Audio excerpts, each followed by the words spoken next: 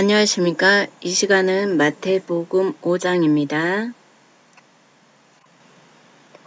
마태복음 4장 23절부터 가르치기 시작한 천국복음은 7장 28절까지 계속 선지자로서 신약적 법을 가르칩니다. 가르치는 내용은 구약에 있는 모든 율법의 개념, 개론, 정의를 구약적 율법과 신약에서 마치는 율법입니다. 마태복음 5장 1절에 예수께서 무리를 보시고 산에 올라가 앉으시니 제자들이 나아온지라.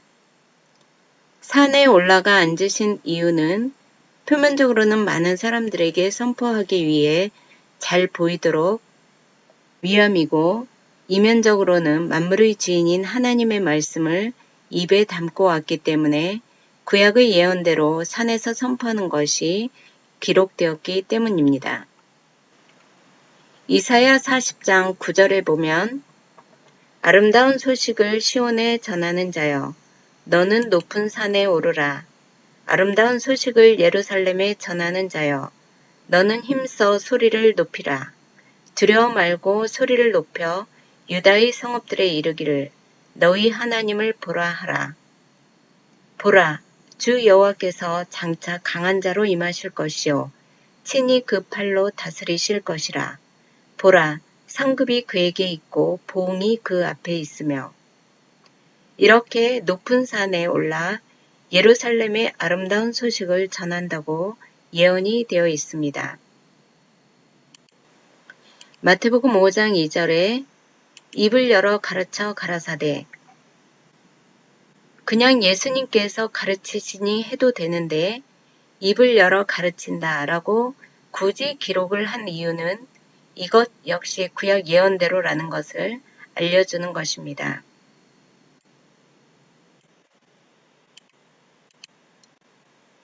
시편 78편 2절에 내가 입을 열고 비유를 베풀어서 예서 비밀한 말을 발표하리니. 절기를 지키고 규례 지킨 것, 택자들에겐 비밀을 풀어서 알려주고 불택자들에겐 비유로 모르게 합니다. 마태복음 5장 3절부터 11절까지 복 있는 자의 개념을 설명해 줍니다. 복이란 세상적 물질이나 명예, 권세의 복이 아니라 신령한 복을 말합니다. 에베소서 1장 3절을 보면 찬송하리로다. 하나님, 곧 우리 주 예수 그리스도의 아버지께서 그리스도 안에서 하늘에 속한 모든 신령한 복으로 우리에게 복 주시되 라고 말씀이 있습니다. 마태복음 5장 3절에 심령이 가난한 자는 복이 있나니 천국이 저희 것이미요. 심령이란 마음의 영, 즉 거듭난 속사람의 영을 말합니다. 반대로 겉사람의 영은 마귀에 속해 마귀의 종로로 다는 영입니다. 성경에서 가난은 물질의 가난이 아닙니다. 비천한 신분이나 겸비를 말하기도 합니다. 고린도후서 8장 9절을 보면 우리 주 예수 그리스도의 은혜를 너희가 알거니와 부여하신 자로서 너희를 위하여 가난하게 됨은 그의 가난함을 인하여 너희로 부욕해 하려 하심이니라. 그리스도는 하늘에 계신 가장 존귀한 신분을 가지고 있었으나 이 땅에 내려와서 십자가를 지고 땅 밑까지 낮아졌습니다. 이렇게 부유한 자로서 가난하게 된 것은 우리에게 부요함을 주기 위하여 존귀한 신분을 주기 위해서입니다. 이것이 신령한 복입니다. 그리스도의 존귀한 신분을 비천한 우리에게 주므로 신령한 복이 있는 것입니다. 우리는 영원전에 비천한 신분이 아니고 그리스도와 혼인한 존귀의 신분이었습니다.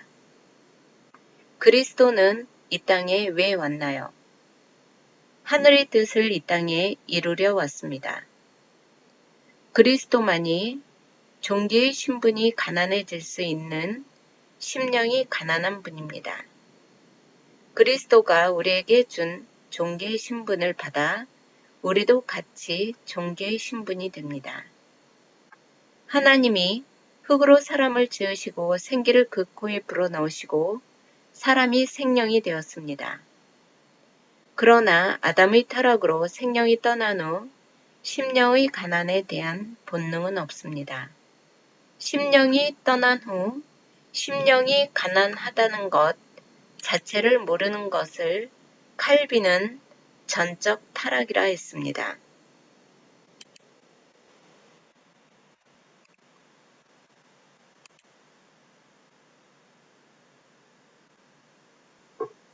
그러나 택자들에겐 심령이 가난한 복이 있습니다. 심령이 가난하다는 것은 무엇일까요? 내세에 대한 복, 영생의 복을 바라는 것입니다. 영생은 그리스도를 아는 것입니다. 그리스도를 생각하고 바라는 게 심령이 가난한 것입니다. 심령이 가난해지니까 그리스도가 우리를 부유케 합니다. 택자는 이미 복을 받은 자로서 심령이 가난한 자입니다. 그러므로 심령이 가난한 자가 복을 받는 게 아니고 택자의 복을 받은 자만 이 땅에서 심령이 가난한 자입니다.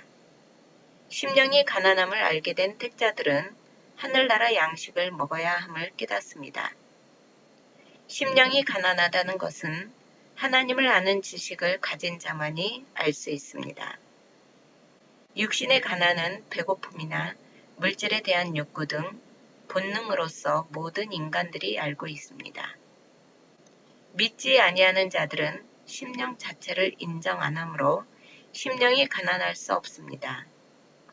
우리도 마귀의 종노릇 할 때는 몰랐지만 거듭나지니까 심령이 가난함을 알게 되었습니다.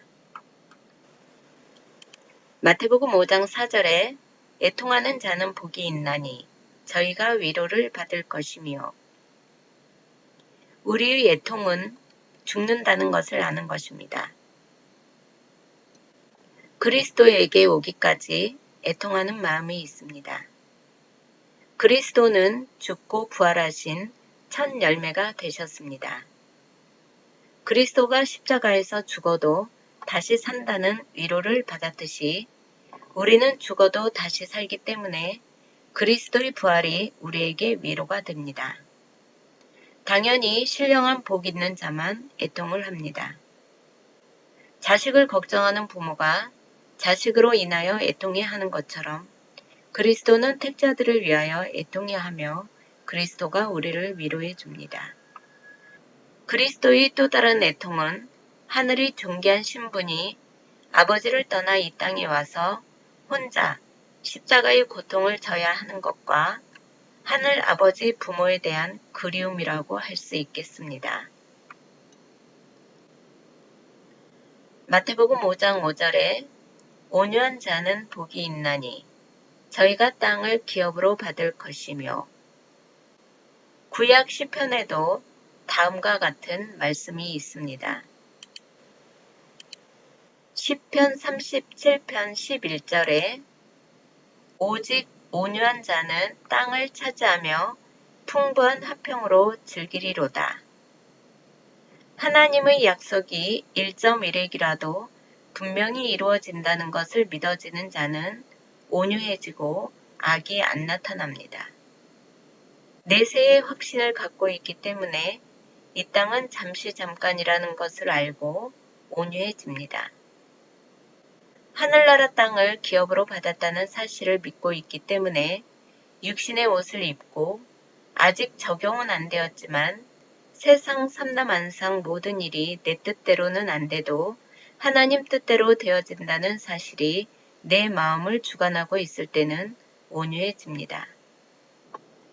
0.1%도 육신의 소욕이 아니고 하나님의 뜻대로 되어짐을 믿을 때 우리도 그리스도와 한 몸이 되었다는 사실을 알 때는 걱정이 없고 은혜와 평강이 있기 때문에 온유가 되어집니다. 사도 바울도 온유의 마음이 그리스도의 향을 드러내고 기쁨이 생긴다고 했습니다. 그리스도만이 온유함을 갖고 있습니다. 십자가에서 잔을 거두어 달라고 했지만 결국 주의 뜻대로 하시옵소서 하신 것이 그리스도의 온유함을 드러내는 것입니다. 영원한 하늘나라 땅에 여호와가 세운 기업으로 하늘의 기업이 세워진 것을 깨달을 때는 온유함이 닮아져 갑니다.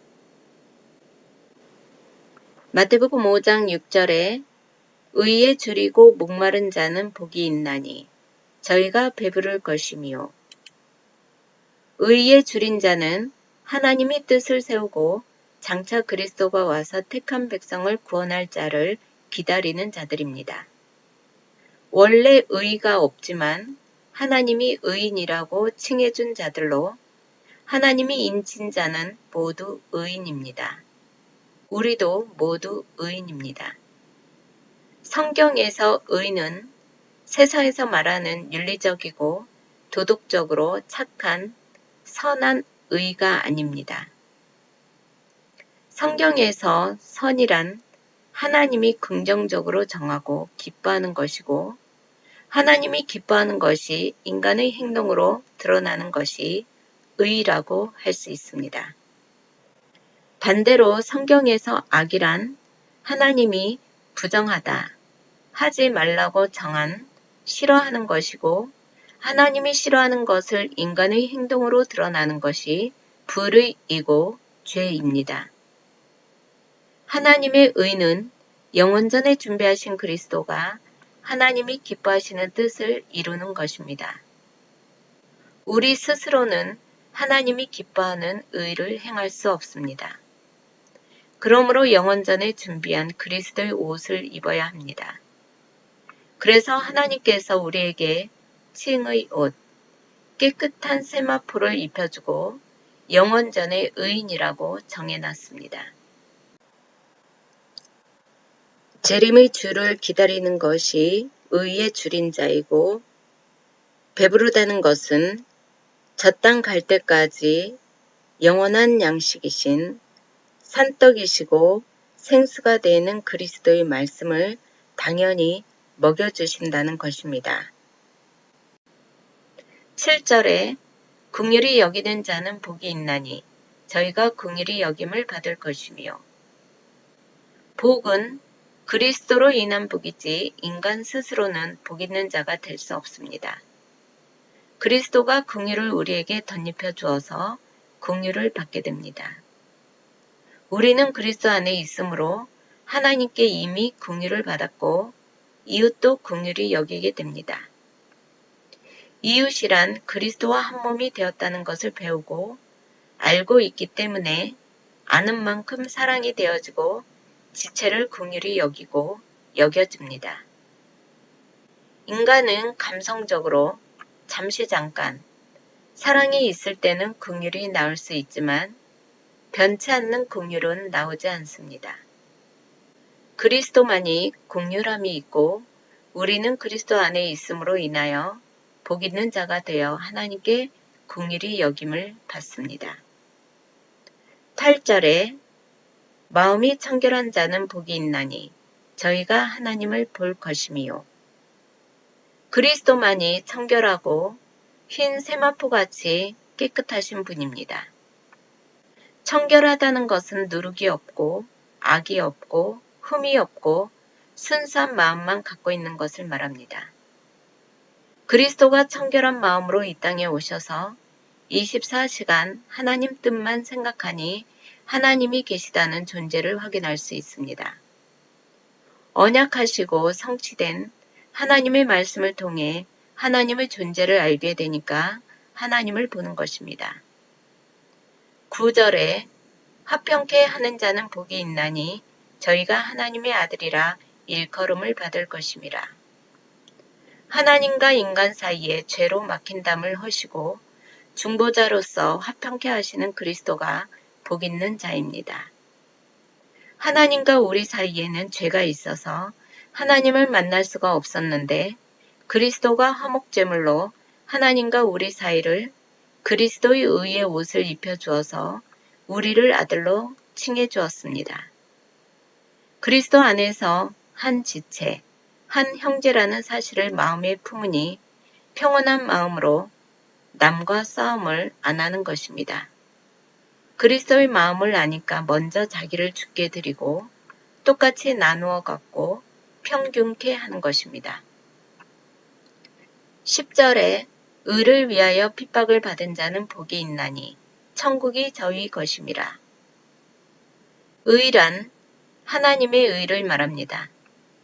하나님의 의란 하나님이 세우신 뜻, 작정이며 구체적으로 그리스도를 작정하고 그것을 증거하고 행하는 것을 드러내는 것입니다. 즉, 교회가 하는 일입니다. 그리스도를 드러내는데 핍박을 받은 자, 바울처럼 목배임을 받은 제자들은 천국에 가면 하나님과 가까운 데 가는 상급을 받습니다. 스데반의 순교를 통해 하늘나라 천국이 분명히 있다는 것을 보여주기 위해 성경에 스데반을 기록하여 천국을 계시하였습니다. 그리스도가 바로 천국입니다. 그리스도를 증거하고 행하는 것이 우리가 의를 행하는 것입니다. 하나님의 의를 드러내는 것이기 때문입니다. 마태복음 5장 11절에 나를 인하여 너희를 욕하고 핍박하고 거짓으로 너희를 거스려 모든 악한 말을 할 때에는 너희에게 복이 있나니. 우리가 예수가 그리스도라고 전하는 것을 거부하고 거짓 증거라고 말하는 것이 다 악한 말입니다. 그리스도로 인하여 애매히 고난받는 것이 복 받았다는 증거입니다. 어떤 복일까요? 천국에서 상이 크기 때문입니다. 천국 백성이 된 자에게는 이런 것들이 나타납니다. 그리스도와 한 몸이 되어 말씀의 씨앗이 있기 때문입니다. 12절에 기뻐하고 즐거워하라. 하늘에서 너희의 상이 큼이라. 너희 전에 있던 선지자들을 이같이 핍박하였느니라. 이 땅에서 핍박받는 것이 복이 있다는 증거입니다. 의를 위해 핍박받는 자들은 그리스도를 위해 핍박받는 것이고 성도에게 복입니다. 핍박받은 만큼 하늘에서 상이 있으니 기뻐하고 즐거워하라고 합니다.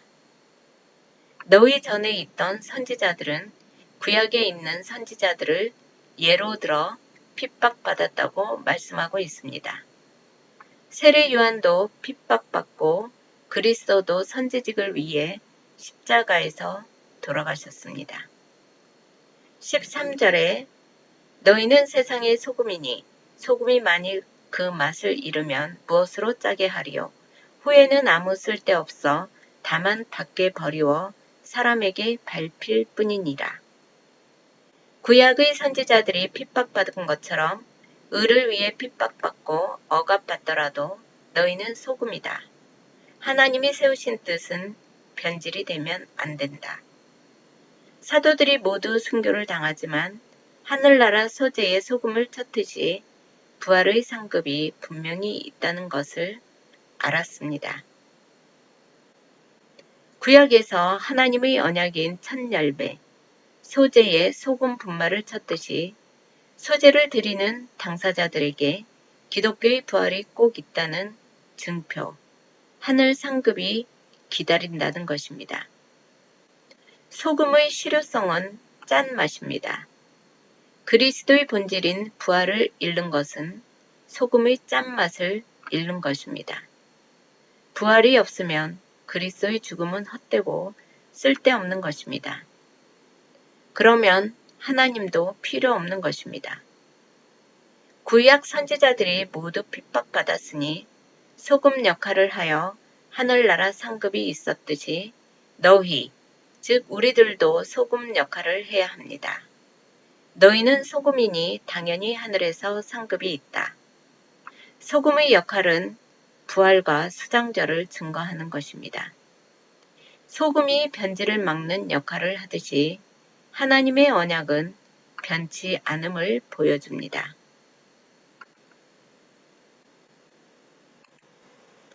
레위기 2장 13절에 보면 네 모든 소재물에 소금을 치라.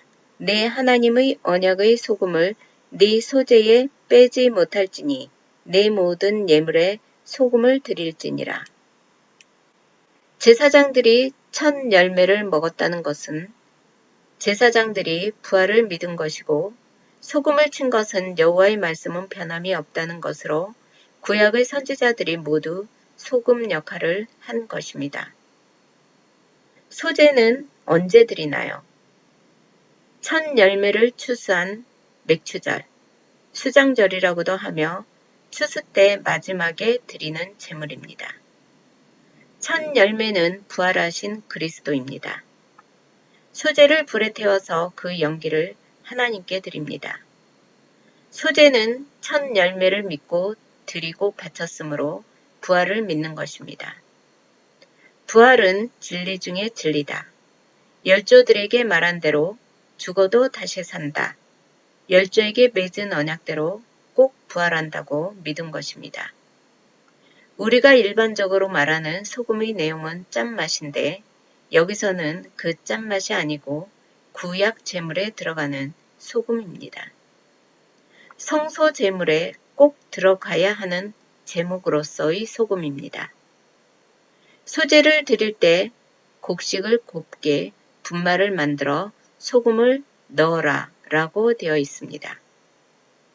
세례 요한은 오실 예수만 전하고 부활은 전하지 못했습니다. 부활과 최종 심판을 전하고 증거하는 것이 소금의 역할을 하는 것이고 제자들, 우리가 이 일의 증인이고 할 일입니다. 소금이 짠맛을 잃어버리면 후에는 아무 쓸데없어 버리워지고 사람에게 밟힐 뿐이라고 했습니다. 부활을 잊어버리면 부활이 없으면 죽음은 헛것이고 밟힘을 당하는 것입니다. 아무 쓸데가 없습니다. 2000년 전 그리스도의 부활을 통해 우리에게 부활과 유월절, 어린 양 두 가지 약속이 이루어졌습니다. 아직 마지막 심판은 이루어지지 않았는데 마지막 심판 때는 죄와 상관없이 오시는 예수를 증거할 수 있습니다. 성경에 기록된 대로 약속 그대로 있으니 너희는 복 받은 자들이다. 복이 있다는 사실을 인지시켜 줍니다. 우리도 핍박을 받는데 아주 조금 핍박을 받습니다. 내 육신이, 겉사람이 내 속사람을 핍박합니다. 거듭난 속사람과 거듭나기 전 겉사람이 서로 다툽니다. 야곱이 크기 전에 에서가 핍박하듯이 바울도 마음은 언의로되 몸이 안 따른다고 했습니다. 일반 종교는 출발이 인간의 머리에서 출발되었기 때문에 내가 믿는 종교가 모든 사람과 합당하기 위해서는 도덕적인 종교가 될 수밖에 없습니다. 그래서 모든 종교 속에 권선징악이라는 동일한 도덕 윤리가 있습니다. 종교에는 항상 성문법으로 체계화된 경이 있어야 합니다. 불교의 불교 경전, 이슬람의 이슬람 경전이 있듯이 세상 무언의 법칙으로서 그래야 종교로 인정을 받습니다. 너와 나의 공감대가 없고 성문법인 경이 없는 종교는 미신 또는 샤머니즘이라고 합니다. 마태복음 5장 14절에 너희는 세상의 빛이라 산 위에 있는 동네가 숨기우지 못할 것이요. 빛이 비치게 되면 산 위에 있는 동네까지 빛을 비추어 모든 것이 드러납니다. 우리가 부활의 말씀을 증거하는 것이 빛을 비추는 것이고 그 빛 앞에는 세상 어둠은 다 물러가게 되어 있습니다. 15절에 사람이 등불을 켜서 발 아래 두지 아니하고 등경 위에 두나니 이러므로 집안 모든 사람에게 비치느니라. 등불을 켜는 이유는 위에서 어둠을 비추어 아래 주위를 밝히기 위함입니다. 그러므로 등을 발 아래 두지 않습니다. 위에서 비침으로 모든 사람에게 빛을 밝힐 수 있습니다. 16절에 이같이 너희 빛을 사람에게 비치게 하여 저희로 너희 착한 행실을 보고 하늘에 계신 너희 아버지께 영광을 돌리게 하라. 착한 행실이란 소금의 역할, 빛의 역할을 하는 것을 말합니다. 너희 입을 통하여 하나님이 기뻐하는 것을 드러내는 것이 그리스도의 의를 드러내는 것이고 착한 행실입니다. 그리스도의 빛이 드러나는 것, 소금의 역할을 하는 것, 소금과 빛으로 드러나는 것이 착한 행실입니다. 너희 아버지께 영광을 돌리게 하라. 너희 속에는 그리스도를 증거하는 빛이 있다. 그리스도를 증거하는 게 빛을 드러내는 것이고 그리스도를 증거하는 빛을 드러내는 것도 너희가 하는 것 같아도 사실은 성령께서 하게 하신다. 너희가 나오는 것은 성령께서 나오게 했으니 당연히 영광을 하나님께 돌리게 된다. 예수를 그리스도라 증거하면 소명을 받은 자들이고 회개하고 나와 참빛을 발견하게 됩니다. 17절에 내가 율법이나 선지자나 폐하러 온 줄로 생각지 말라. 폐하러 온 것이 아니요 완전케 하려 함이로라. 구약의 율법은 표면적으로 모세가 가져오고 선지자는 불완전했습니다. 구약은 모형과 그림자로 보여졌기 때문에 완전하지 않았습니다. 불완전한 율법은 지성소에서 행동의식을 통해서 지켜져야 했습니다. 불완전한 율법은 돌비에 기록하였습니다. 예수님께서 오신 것은 율법이나 선지자를 폐하러 온 것이 아니고 불완전한 것을 완전케 하려 오신 것이다. 완전한 율법을 가지고 와서 예수께서 다 지킴으로 율법을 완성하는 것입니다. 예수님은 고향인 하늘에서 왔기 때문에 완전한 율법을 만들어서 다 지킴으로 예수님 스스로 난 하늘에서 온 큰 자라는 것을 증거합니다. 18절에 진실로 너희에게 이르노니 천지가 없어지기 전에는 율법의 1.1획이라도 반드시 없어지지 아니하고 다 이루리라. 천지가 없어지기 전의 기준은 재림 전을 말합니다. 재림 때까지 율법의 1.1획이라도 남김없이 다 이룬다고 하신 것을 율법주의자들이 석회를 잘못해서 세상 끝날까지 율법을 지켜야 한다고 구약의 율법을 지켜야 한다고 주장하는 근거로 하고 있습니다. 그러나 다 이루리라의 주체는 그리스도입니다. 그래서 예수님께서 십자가에서 다 이루었다고 말씀하신 것입니다. 그리스도 외에는 율법을 완전하게 지킬 수 있는 자가 없습니다. 19절에 그러므로 누구든지 이 계명 중에 지극히 작은 것 하나라도 버리고 또 그같이 사람을 가르치는 자는 천국에서 지극히 작다 일컬음을 받을 것이요 누구든지 이를 행하며 가르치는 자는 천국에서 크다 일컬음을 받으리라. 그리스도는 율법을 완전케 하러 왔다. 그러나 만약에 내가 하나라도 다 행하지 못하고 가르친다면 내가 천국에서 작은 자가 되고 내가 다 행하고 가르치면 천국에서 큰 자가 된다. 나 그리스도는 직임을 이루려고 이 땅에 왔고 세 가지 직임을 통해서 하나님의 뜻을 이루겠다. 이 세 가지 직임을 다 이루어야만이 천국에서 큰 자라 일컬음을 받는다고 하셨습니다.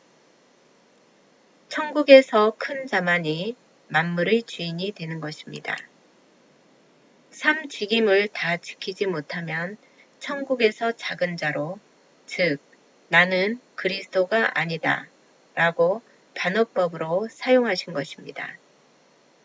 그러므로 율법의 1.1획도 빠뜨리지 않고 다 이루겠다라고 하신 것입니다. 그리스도의 3직임은 선지직, 제사직, 왕직이 있습니다. 선지직은 하나님의 뜻을 풀어서 가르치고 전달하는 역할을 합니다. 제사직은 하나님과 죄인 사이에서 제사장과 제물로서 죄인들을 용서하고 죄인들을 깨끗하게 하는 중보 역할을 합니다. 왕직은 만물의 주인이 됨을 보여줍니다. 모세가 가지고 온 율법은 진짜 율법의 그림자요, 완전한 법의 부분으로 불완전한 법이었고 행위를 통해서 지켜 의인이 되고 안 지키면 죄인이 되는 의를 드러내려 하였습니다.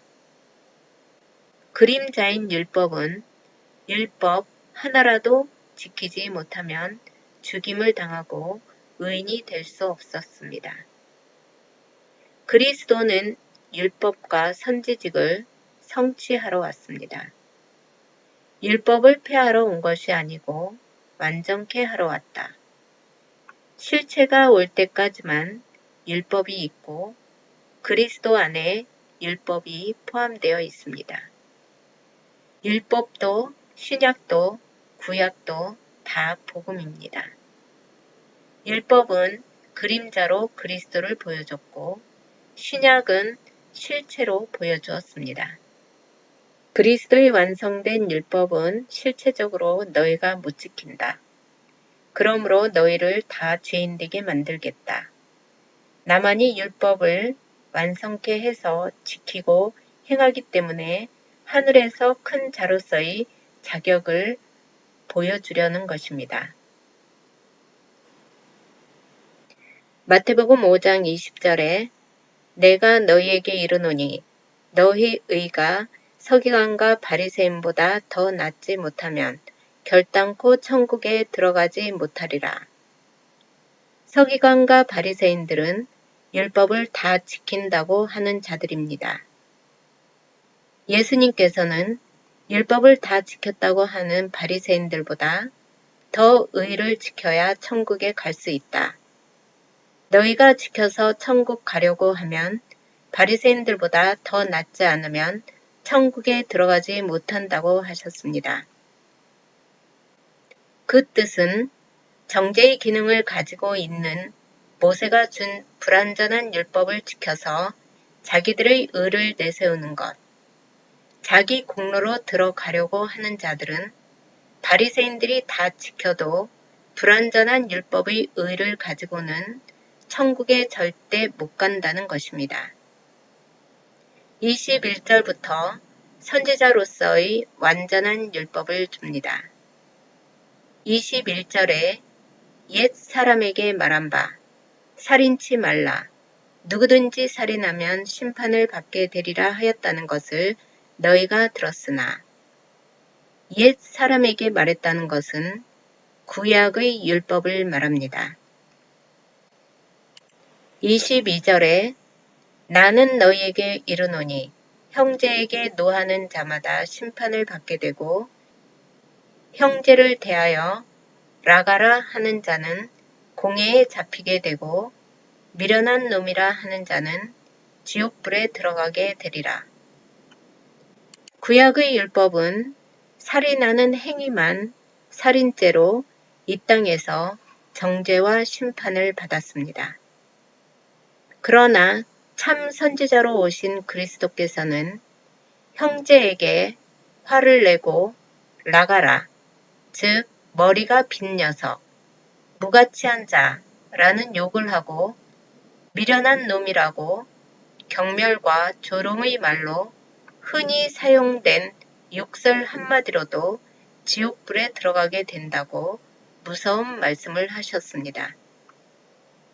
법망이 듬성듬성 구멍이 크게 뚫려 있어 사소하다고 생각하는 죄들은 듬성듬성한 구멍으로 빠져나갈 수 있는 불완전한 율법이었습니다. 그래서 참 선지자인 그리스도께서는 빠져나갈 수 없는 100% 완벽한 촘촘한 새 율법을 주셨습니다. 예수 필요 없이 너희 힘으로 천국에 갈 자는 너희 인간의 의 갖고 천국에 갈 수 있다. 부정적인 단어법으로 가르침을 주십니다. 너희가 율법을 지켜서 하늘나라 가라. 예수님의 선지직, 큰 선지자로서 온 완전한 율법을 다 지켜서 가라는 것입니다. 서기관 바리새인들처럼 자기의 의로 천국 간다 하는 자들은 바리새인들보다 더 나아야 한다라고 자기의 의로 천국 가는 가능성을 열어주었지만 그 가능성을 예수님 자신이 봉쇄시키는 새 율법을 준 것입니다. 자기의 의로는 도저히 천국에 갈 수 없습니다.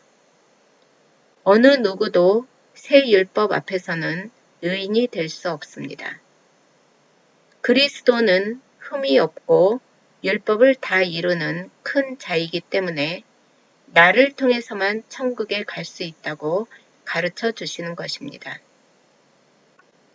미워하는 마음만 먹어도 살인자다. 미련한 놈이라 말 한마디만 해도 지옥불에 들어간다는 새 율법을 지킬 수 있는 자는 이 세상에 아무도 없기 때문입니다. 23절에 그러므로 예물을 제단에 드리다가 거기서 네 형제에게 원망 들을 만한 일이 있는 줄 생각나거든 예물을 제단 앞에 두고 먼저 가서 형제와 화목하고 그 후에 와서 예물을 드리라. 너를 송사하는 자와 함께 길에 있을 때에 급히 사화하라. 그 송사하는 자가 너를 재판관에게 내어주고 재판관이 관예에게 내어주어 옥에 가둘까 염려하라. 관예란 간수를 말합니다. 예물을 제단에 드린다는 것은 죄를 지은 자가 자기 죄를 예물에 덮어씌우고 제사장이 안수하여 죄사함을 받는 행위입니다. 신약에선 다른 사람을 미워하는 마음이 있으면 제사로는 죄사함이 안 되고 행위로 갚아야 한다는 것입니다. 죄사함을 받기 위해 예물을 가지고 제단에 왔는데 형제에게 원망 들을 만한 일이 생각나면 먼저 형제에게 사과하고 화목하는 것이 예물을 제단에 드리는 것보다 우선해야 된다는 것입니다. 송사하는 자와도 사과하는 것이 너가 옥에 갇히지 않는 방법이다. 제사만 가지고는 안 된다고 하는 것입니다. 마태복음 5장 26절에 진실로 내게 이르노니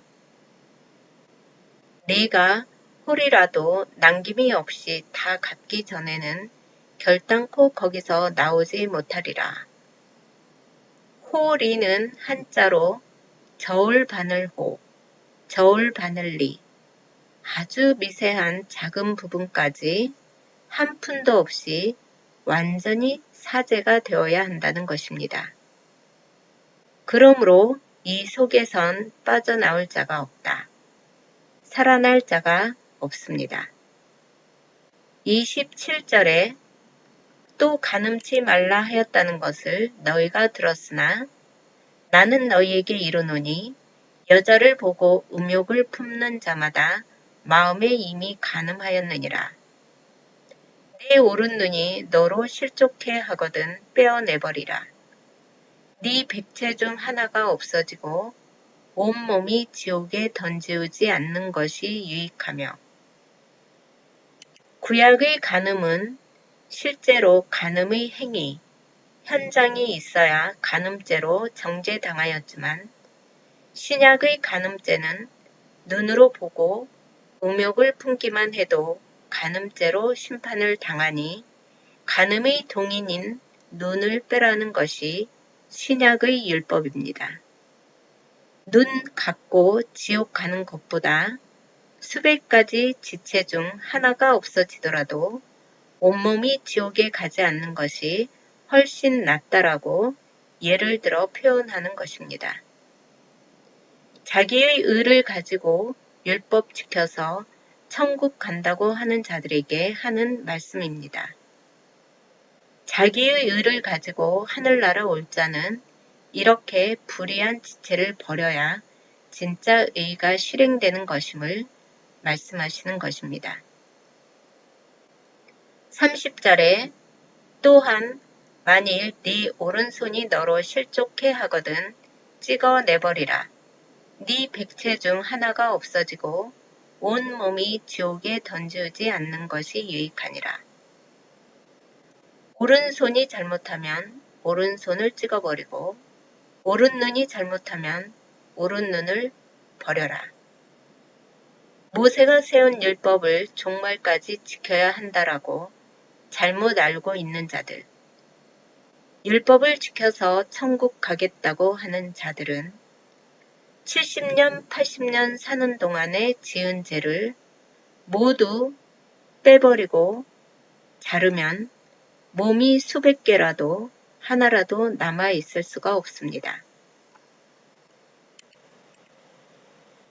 마태복음 5장 31절에 또 일러스되 누구든지 아내를 버리거든 이혼 증서를 줄 것이라 하였으나 나는 너희에게 이르노니 누구든지 음행한 연고 없이 아내를 버리면 이는 저로 간음하게 함이요 또 누구든지 버린 여자에게 장가드는 자도 간음함이니라.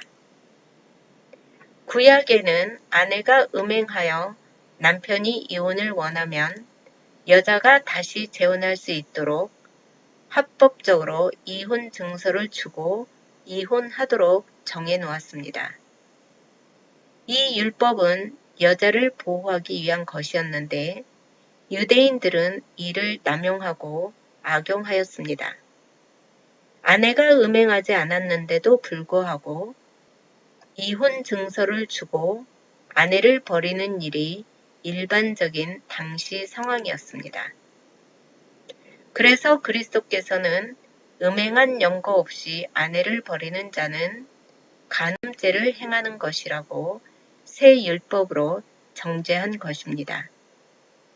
33절에 또 옛 사람에게 말한 바 헛 맹세를 하지 말고 네 맹세한 것을 주께 지키라 하였다는 것을 너희가 들었으나 구약에는 헛 맹세를 하지 말고 맹세를 하게 되면 나실인처럼 맹세한 것을 꼭 지켜야 한다고 했습니다.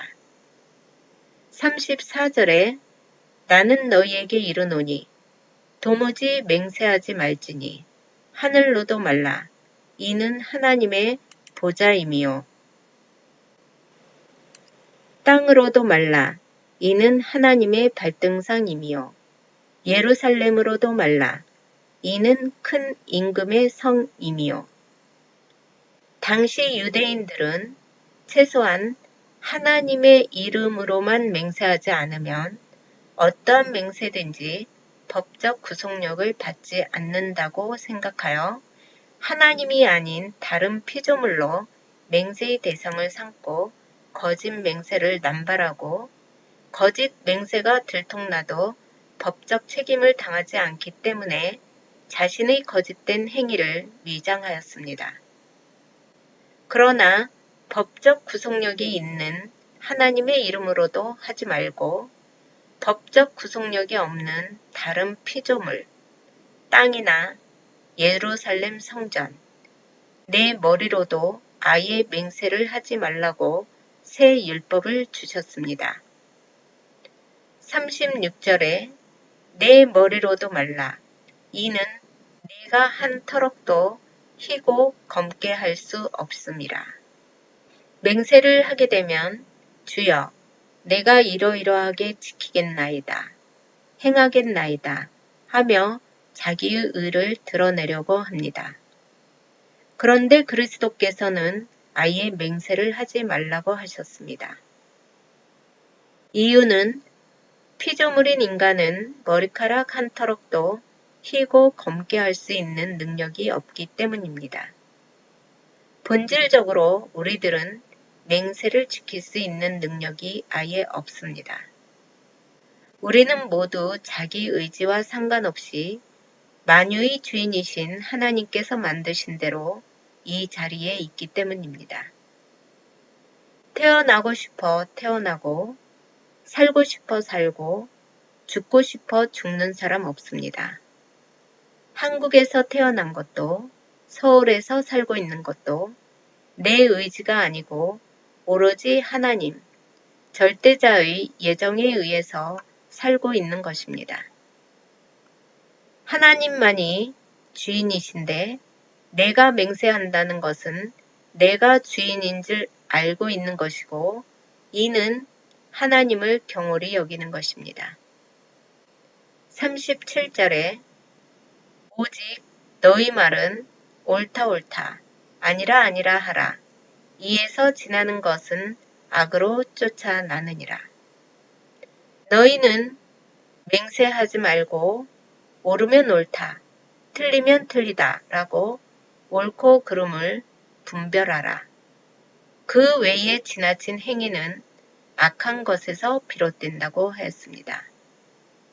38절에 또 눈은 눈으로, 이는 이로 갚으라 하였다는 것을 너희가 들었으나, 눈은 눈으로, 이는 이로 갚으라는 것은 피해만큼만 피해를 보상받으라는 조건으로 악을 벌하여 정의를 확립하고 무제한적인 보복을 막기 위한 율법이었으나, 바리새인들은 이 법을 악용하여 복수를 정당화하였습니다.